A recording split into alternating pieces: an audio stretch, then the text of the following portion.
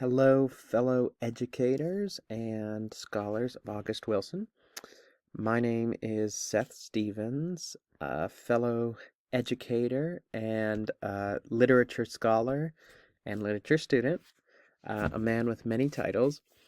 But today I am going to be introducing a lesson plan, a series of lesson plans that I have created that go through August Wilson's century cycle.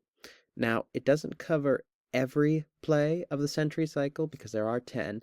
This is divided so that we can cover it in 1 week's time. And the lesson plans are scheduled in accordance with a block schedule, so that's an hour and a half. But if you're working off a period schedule, you're more than welcome to alter this lesson plan so that it fits your particular schedule in your district. The overall content is measured for an English literature class in the 11th and 12th grade. So this is some heavy content with a lot of analysis that is required. So I wouldn't attempt to do this lesson plan with anything lower than 11th grade, unless you're working with perhaps a 10th grade AP class or perhaps an honors course. But other than that, this is how I would aim it for the 11th and 12th grade. And now this has been prepared with the PDESAS standards in mind. So those are the Pennsylvania curriculum standards for English education. And I have assigned 2 standards to each of these lesson plans.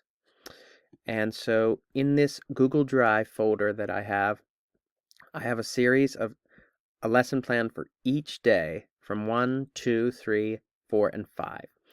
And so each of these lessons plans cover a specific portion of the century cycle and how it applies to the idea of civil rights and a historical context of black suffrage. So I'll be walking you through one of the lesson plans I have and giving you an overview of how I would do it as an educator, but you can take what you will from this and decide how you want to incorporate it, but I'm giving you the baselines to begin with. So, like I said, this is an English literature course, 11th and 12th grade, a 1-week cycle, so a lesson each day. But like I said, if you're going on a period schedule, you're going to have to switch that up a little bit because this is content heavy. But I think every student in 11th and 12th grade are fully capable of handling the load. It's just a matter of giving them the amount of time that they need. So, for Lesson 4, we have the Civil Rights Movement and the right to vote. So that's what this is based on. So, a big idea statement. The Civil Rights Movement was driven by different philosophies of activism, including voting rights, protest, and economic empowerment. August Wilson's 2 Trains Running reflects these debates, showing how individuals navigated the fight for justice in different ways. So, the essential question: how did different approaches to activism shape the civil rights movement, and how does Wilson's 2 Trains Running reflect these debates? So the essential question is what the students should be able to answer at the end of this lesson. An objective statement so that you can gauge your students' progress.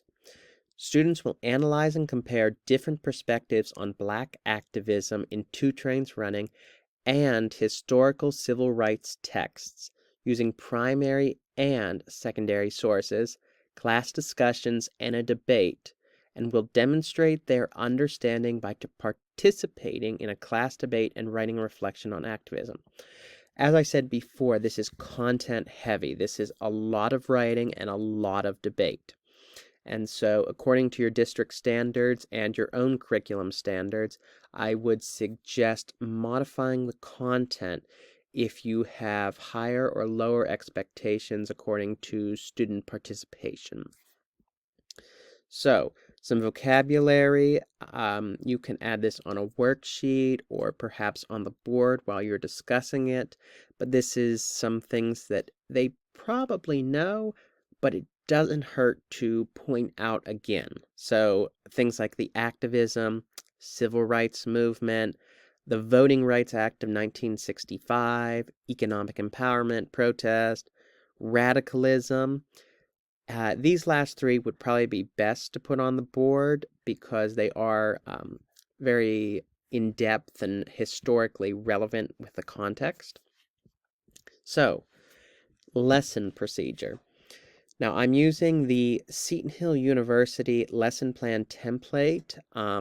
You may set up your lessons plans differently. That's perfectly okay. I found that most of them share very similar commonalities in the depth of what it explores.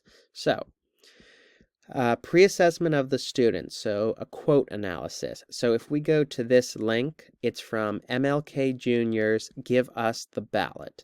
So it has details about his speech. Now there are parentheses here that it's just commentary. You can certainly get rid of that, but this is a great source, and I found that the details of his speech went over very well, as long as you can get rid of that commentary there.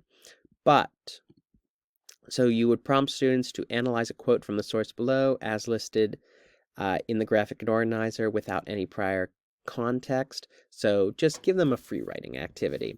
So write their answers, and then you can have them share out with the class. Activating their prior knowledge, you're going to call back to lesson 3 and review the students' exit tickets of the essential question. How did artistic expression of the Harlem Renaissance serve as a form of political resistance and empowerment for Black Americans? So I hope you can see that each of these lessons is a progression. And so you have to complete the lesson beforehand because, such as this case, if students haven't completed the exit ticket, you're going to have to modify the content a little bit. But I love exit tickets because it gives students a chance to reflect and finally answer that essential question. So I think that you should definitely try and go with this exit ticket strategy because it's a great way to call back to the previous day and get their minds jogging about the content again. So that'll connect you to the background for the political shifts and attempts for governmental recognition of the Black people of America. So, a quick hook or lead-in, quick debate. Everyone should be familiar with Socratic seminars up until this point. I believe they are mandated in Pennsylvania starting in 8th grade, 9th grade, and 10th grade, so this should be second nature to them. So I want you to ask students, if they lived in the 1960s, would you focus on voting, protesting, or economic empowerment?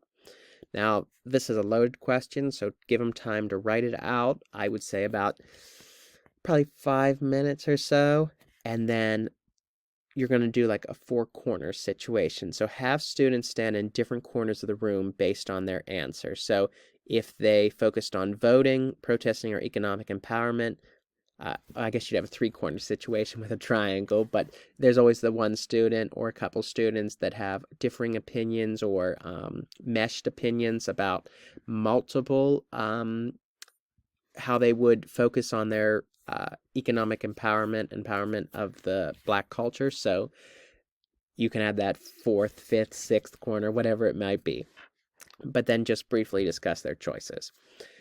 Then you're going to move into modeling the concept. So we have a primary source analysis. So like I said, we went to MLK's ballot speech. And you're also going to read John Lewis's March, Book 1. So this is a quick excerpt from it, from the Washington Post. And this is just a series of graphic novels. So Book 1, it helps to, like I said, this is such literature-heavy stuff. Adding in this type of graphics and creative content really helps to separate students from heavy literature analysis to something a little more lighter, but still gets the point across through this primary source. So, just very quick excerpt that they can read through.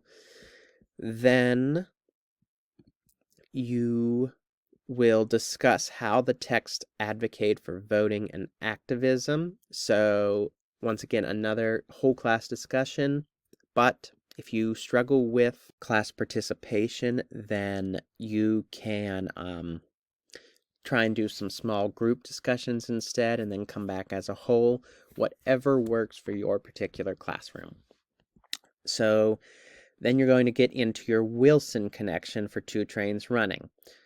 I have prepared a PDF that has been screened for any trigger words, for any words that could be potentially sensitive to our audiences. This is high school, and so we have to be mindful of our audience. So I removed any they're not unnecessary words, but for this context, for this character analysis, they're not necessary. So this was published by University of Chicago. It was a series of 27 quotes. However, like I said, I screened out them, so we just have the characters of Memphis and Holloway because that is what the questions focus on. So you're going to discuss with your students in a Socratic seminar type or any type of format that really resonates with your particular classroom dynamic of how does Holloway represent patience and wisdom? How does Memphis promote economic self-reliance? And finally, what role does the civil rights movement play in the background of the play? So it will take a keen eye to kind of digest that third question here, but the civil rights movement is one of the largest settings that August Wilson uses as a backdrop for most of his plays. So it's very important that they grasp this, and especially at lesson 4, they've been studying August Wilson for the last 3 days. So they should have a pretty firm understanding of the civil rights movement and how August Wilson portrays it in his plays. So once you finish modeling the concept, it's time to guide the practice. So we have a small group discussion. You should divide the students into groups, each assigned with a different form of activism. So you're going to do voting, protest, and economic empowerment. Groups are to analyze their assigned perspectives using historical and literary texts, and each group will present their findings. This should take about 15 to 20 minutes, but it's all dependent on your classroom and how you think students are progressing, and you can, of course, do your own formative assessments throughout the lesson and judge it for yourself. So whenever you use these historical and literary texts, that is the MLK Jr. Give Us the Ballot Address. That is the Book 1, March Book 1 by John Lewis. And that is also the August Wilson excerpts pulled from Two Trains Running. Then you're going to provide some independent practice after they call out their findings. So at this point, everyone should have a very good understanding of Two Trains Running, the civil rights movement, and the two primary historical sources that was mentioned above. So students are going to choose a position. This is entirely subjective, not within a group. They choose what they most resonate and support with. So, should political change come from voting, protest, or economic empowerment? And then you'll have I would say about 3 groups, because there are 3 choices, but like I said, there's always an outlier. You can work with that as you choose, but you'll then arrange them into teams, preparing arguments using their historical and literary evidence as aforementioned in this lesson. Now you can call back to other lessons in this sequence in regards to like literary scholarship texts, but I would try and keep it just within this lesson, because it definitely will take it farther and deeper into this type of analysis that we are looking for at this level. And then they're going to perform a very brief reflection writing. I would suppose about 1 page, perhaps 3 paragraphs. So after the debate, students will write a 1-page reflection on how their views changed or strengthened. And this is entirely subjective, so I would grade it on participation alone rather than the content itself. So then you get into this idea of the closure. So this idea of closure, like I said, I'm a big fan of the exit ticket because it provides students with that type of informal writing that they wouldn't necessarily get when composing an academic or scholarly article analysis. So students should answer the following questions. What was the most effective strategy for change during the civil rights movement? And how do Wilson's characters reflect different activist strategies?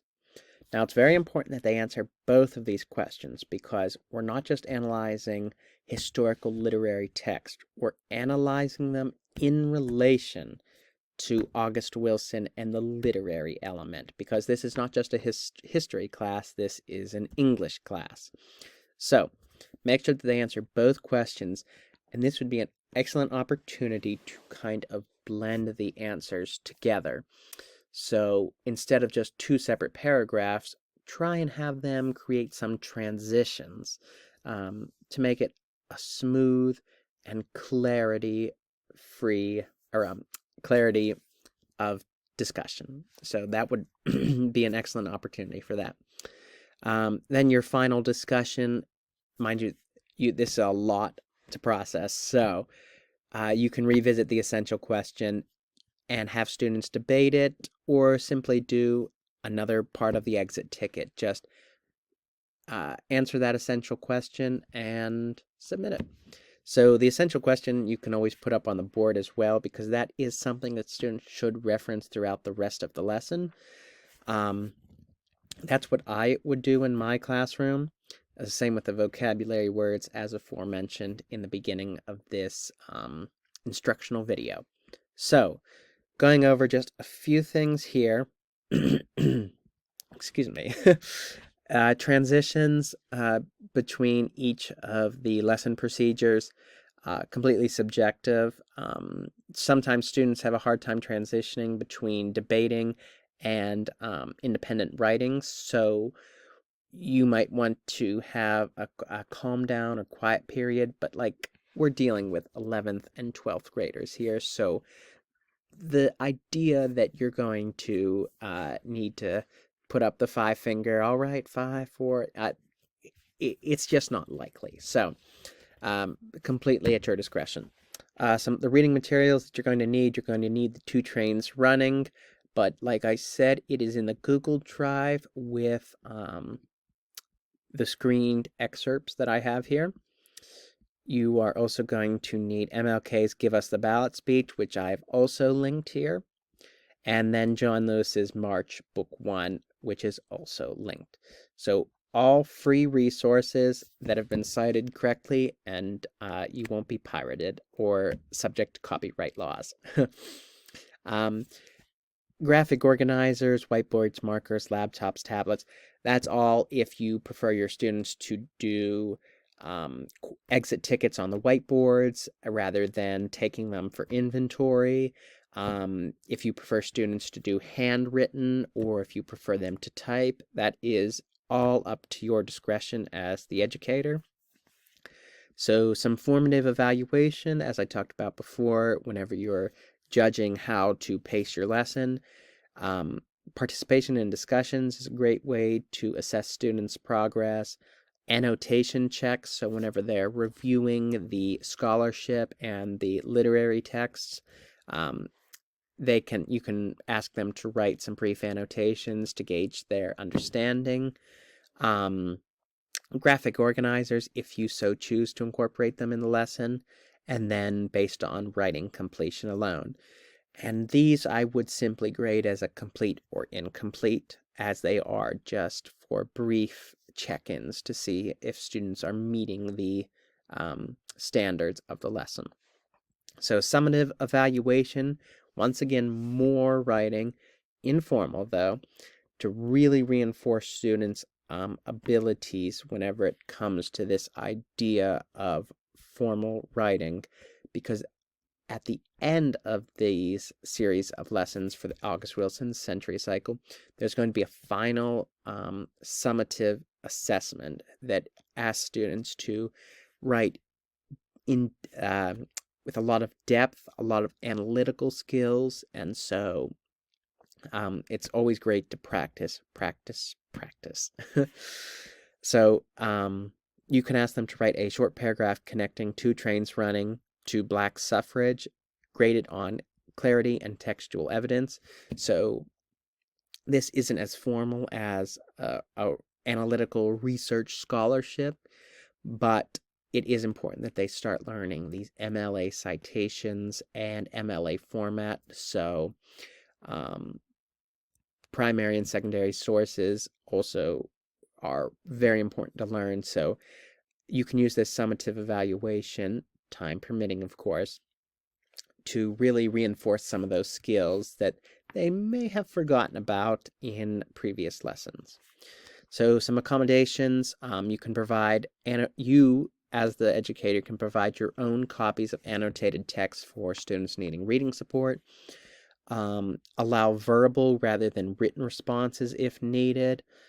I've always found that some students, even if they don't need the accommodation, some of them prefer the verbal skills, and that is perfectly acceptable. As much as I believe students should focus on their writing abilities, verbal skills are incredibly necessary. So if they want to do that, I say go for it, because there's a lot of writing in these lessons, and if they want to talk it out, they are more than welcome to. Some modifications, you can offer alternative historical text for student needing additional context. For modifications, I would not take away from the John Lewis and the MLK Jr. speech, because they are very relevant to the lesson, and you may have to change a lot of aspects if you remove them, but you can always add more. But I would try not to take away those two primary sources. So some enrichment for your advanced students or your honor students, you can have them present a modern voting rights issue connected to themes in Two Trains Running. There is so much to do, though. They're more than welcome to complete this enrichment, and if you choose to make this lesson sequence beyond the 1 week, this enrichment would definitely go a long way. And if you are an educator who gives out bonus opportunities, perhaps this would be an excellent one to expand upon their knowledge that goes beyond just what the standards are asking for this curriculum. So that is the basics for how I would set up a lesson. I will briefly go over what I believe should be the final summative assessment of these sequences. Oh, also in the Google Drive that I will attach for anyone to view publicly, I have the Two Trains Running PDF here that is a full excerpt, freely available. You can search this on the web and you'll find it for the entire play. Now, it is your choice if you don't want to incorporate these excerpts that I have here and choose your own out of here. Just remember to screen them, because you don't want to get in trouble from the school board. Neither would I. So let's briefly go over the final summative assessment, and then we will call it a wrap for this video. So the power of vote. So a center of struggle and resistance. That's a little creative, a little scholarly, if I will. But the project overview, they're going to synthesize August Wilson's century cycle in accordance with historical and modern discussions on Black suffrage. They can choose one of the following options that I have here. An analytical essay, very traditional, very appropriate if students aren't comfortable with a creative medium or a creative outlet. Perfectly acceptable, and it clearly shows their understanding of how they can apply historical text to August Wilson and how August Wilson represents those historical events within his plays. So they should choose at least 3 of the Wilson plays, incorporate historical sources throughout all of the lessons, and then focus on historical themes like memory, activism, systemic barriers, and political agency. So they should have a clear structure of introduction, body paragraphs, and conclusion. This can go beyond the 5 paragraphs that they learned in middle school, completely up to them, and you can judge them on their analytical and composure and structure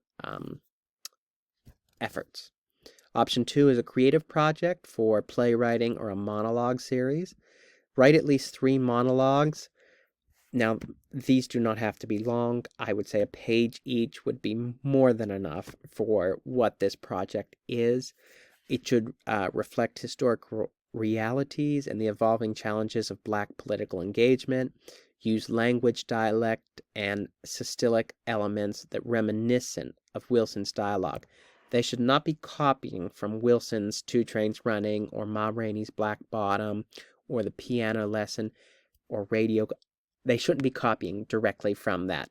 They should use and understand August Wilson's tone and how they can kind of incorporate it with their own spin. So they can consider these kind of perspectives: a newly freed Black man after the Reconstruction era, a musician from the Harlem Renaissance, a civil rights activist in 1969,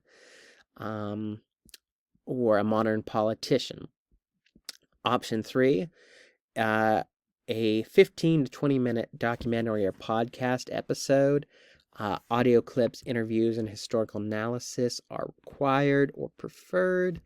Compare Wilson's themes of real-life figures like Frederick Douglass, W.E.B. Du Bois, MLK, John Lewis, or Stacey Abrams. Address contemporary issues like voter suppression, laws, and Black political leadership today, and incorporate passages from Wilson's plays and dramatics readings. These should tie directly to scholarship and the literary elements of August Wilson's plays. So project requirements is that they use at least 3 texts from the August Wilson's plays plus historical sources. So that's 3 plays, and then another, I would suggest 2 to 3 historical sources to really create this summative assessment that we're looking for. It should demonstrate a deep understanding of themes, historical parallels, and Wilson's storytelling techniques. It should tell a story. This is what that project should do. It should tell a story. It shouldn't just be one paragraph here, and then the next paragraph goes there and analyzes this portion, and it should all connect very smoothly, very elegantly. Final reflection, once again, time permitting, 100% optional. But a final reflection always helps students to kind of gather their thoughts in the end. But that is completely subjective to how you want to assess their total progress in the lesson sequence. And then I have a brief grading criteria that always serves me well. I always rank on a point scale. So 20 points for excellent, good, developing, or needs improvement. More than welcome to use my grading criteria. It served me well through many lessons, many literature classes, creative writing, you name it. I've never had a problem with this kind of grading scale, so feel free to use it. So, thank you so much for joining me on this brief overview of the August Wilson Century Cycle lesson that I designed myself.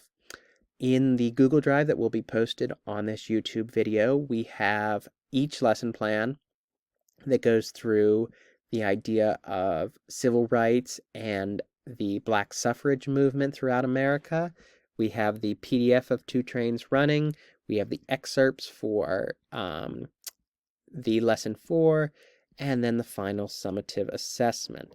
So, thank you very much for joining me, and I sincerely hope that you incorporate this into your literature classes and keep on reading, because August Wilson, he's got some amazing plays out there.